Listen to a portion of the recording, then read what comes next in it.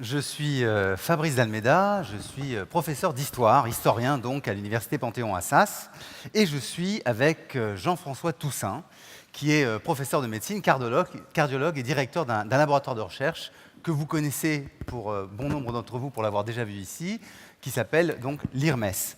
On va vous présenter la deuxième partie de cette matinée qui, je trouve, fait un peu écho avec celle que nous venons d'écouter, autour d'une question qui serait celle des bascules de civilisation que nous traversons. On a vu, au fond, la partie numérique, technologique de ces transformations et les tensions dans lesquelles cela nous laisse. On va continuer avec d'autres formes de rupture économique, rupture des réfugiés, des migrants qui ont provoqué de nombreux débats dans les sociétés européennes, et puis d'autres formes de transformation qui animent notre contexte et sans doute pèsent sur nos réflexions, sur nos actes aussi. La terreur, qu'on évoquera sans doute à travers une intervention, celle de Pascal Blanchard, les transformations identitaires de notre pays, les tensions que cela peut poser en termes d'émergence du communautarisme ou pas.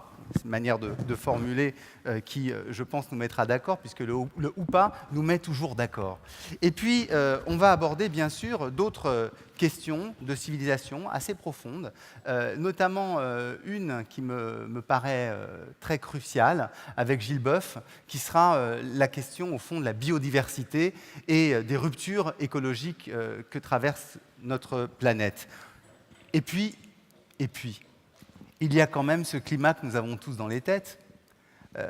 J'allais dire presque pour faire écho à l'humour de Maître Bensoussan ce matin, ces élections primaires, secondaires et tertiaires qui arrivent pour la présidentielle, avec une intervention, une discussion, celle de Robert Zarader, grand spécialiste de la communication, spin doctors. Peut-être que le mot docteur, là, n'est pas à comprendre de la même manière. Voilà. C'est un peu le programme qu'on va étudier ce matin. Et pour commencer, je vais laisser notre premier invité être présenté par Jean-François Toussaint.